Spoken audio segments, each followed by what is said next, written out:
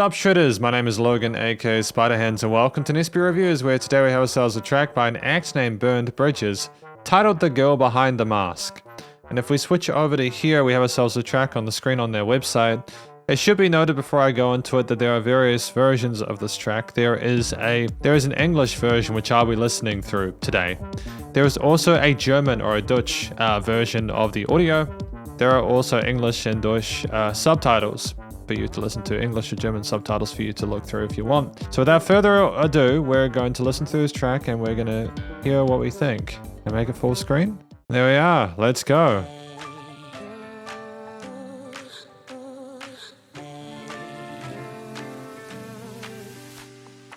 Very intriguing off the bat with what we're going on with these vocal lines and little clappy sounds, light percussion there.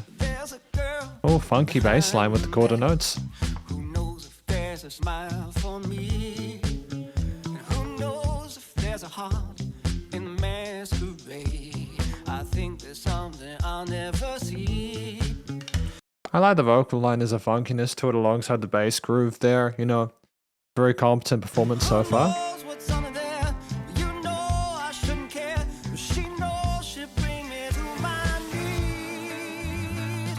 And short bridge section there to flow into this next part, the chorus, you know, great transitions. Oh, unexpected chord there. I wasn't expecting it to lift like that.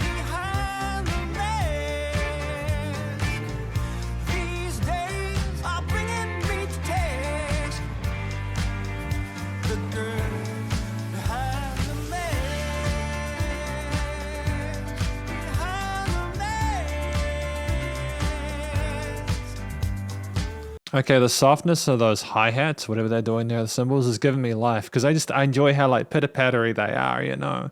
The mix is tight. You know, the engineering is, it's solid, you know. I like the call and responses we have with the piano parts before the vocals and the chorus there. It's nicely texy. There's absolutely no filler within this track. Bring back down the bass focus.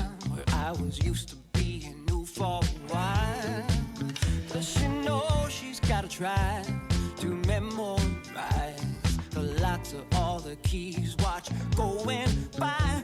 Who knows what's there behind? Who knows what you can find? She knows she robbed me of my sleep. I dream of the face behind the mask.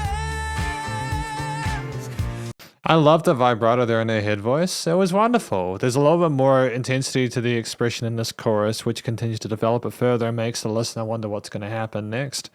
There's a bit of bluesy pentatonic stuff going on with those scale shapes in the piano parts, but the triads, bum, bum, bum, you know, that's a really simple chord progression there. So it's not like any of the sort of like melodic complexity is going to like alienate people. Are they clapping as well as the snares? That's what I think I was hearing earlier.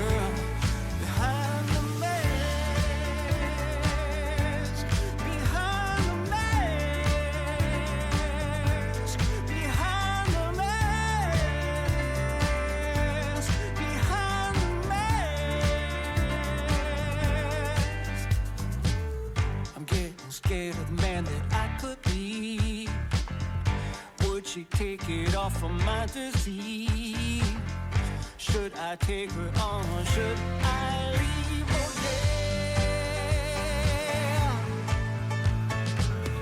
there? I mean, the drum groove is so tight there with those little sort of like snare fills. They're clearly pocketing on the kit.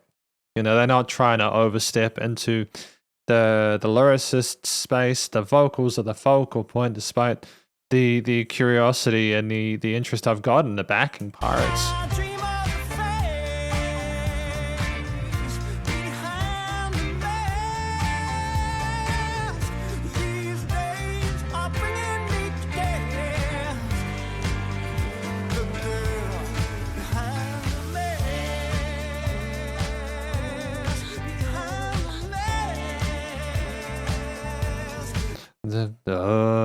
There's like a backing vocal there that's kind of doing a call and response alongside the dancing of the piano on the right side there.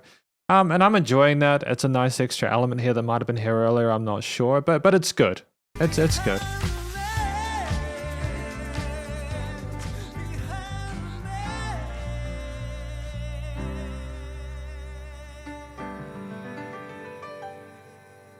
That's a pleasant way to end it with the little ascending. Da da da da da da da. It's kind of makes you wonder whether they did actually try and find the mask for the person at the end. But still, that was a solid single. That's a solid first introduction to Bernd Bridges. And this is my conclusion of my review of Bernd Bridges with the girl behind the mask. The mask. What do I think this track is about? I think this track is about someone, right?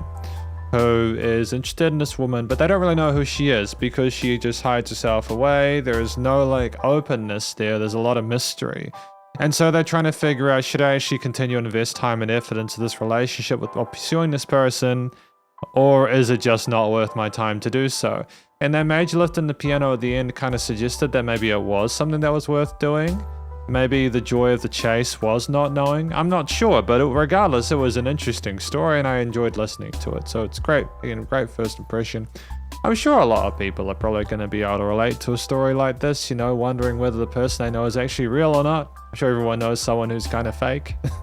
But yeah, good story so far. I mean, like the vocals as well, they were done really well. I liked the style of it. I would have liked a little bit more dynamic range to his vocal recording, and I saw how hard he was belting it out in those in the video. So I'm wondering if there could have been more dynamic range in the vocals from a studio perspective. I think that it was really tightly mixed. It was mixed like a commercial pop single basically, but I think there could have been a little bit more dynamic range in the vocal performance there. I know that maybe it was just to try and keep it tight with the other elements of the mix, but still, that's how I feel about it. Because I feel as if no matter how hard he sort of like belted it out into that microphone, it was great to listen to, but you didn't really feel it anymore, if that makes sense there. You didn't get that sort of, I don't know if we got the full intensity of the performance from that. But like outside of that, I think the vocal technique and the hidden chest voice was great. Nice legato, vibrato passages there. There was variation in the expression there. A little bit more sort of calm and collected in that verse part and really kind of getting it known in the chorus part. So great sort of duality there, tonally and performatively. The guy had a clear understanding of what he wanted to accomplish with his vocal melody, and I think that he emoted well, from what I could see anyways, to that story, and it sounded really authentic and it sounded really important to him, like a very personal thing. So I'm glad that he got to write the song about it. I'm glad that he got to sing about it. It was well worth listening to from that perspective alone. But the track itself for 3 minutes is nice and short. Like there's absolutely no filler here whatsoever. And I really appreciate and respect that, because especially when you've got such a sort of a conservative nature of the performances on the keys, the bass, sort of drum parts, etc., all that kind of stuff. I think it makes sense to do that. I think that the chord progressions that we had here worked really well to accentuate the melody lines there, with the sort of kind of a bit of moodiness and sort of like a soul kind of feel to it, with some bluesiness there as well, the pentatonic shifts, especially in those upper key parts.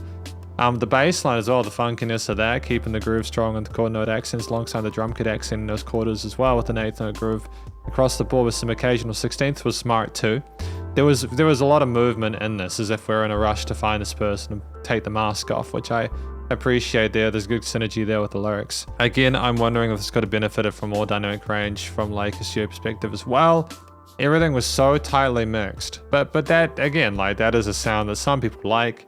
And there is also an argument to be made that in this music nowadays, if your song isn't loud, is it good quality? And that's, I know people who are like, oh, it's quiet, so it's not good quality, which is, you know, debatable, you know, but this is not the time to discuss that. What I'm trying to insinuate here is that I heard a lot of influences from like 70s and 80s music in this, like with the use of the keys and other elements there, and the smooth, that funky kind of groove there. I'm wondering if we would have potentially incorporated dynamic range there to sort of make it sound a little bit more sort of old school. But that's okay, it's fine regardless. Got little swishes and bits of foley in there as well that I could hear occasionally, which kind of made it a little bit more sort of like, how do I describe it?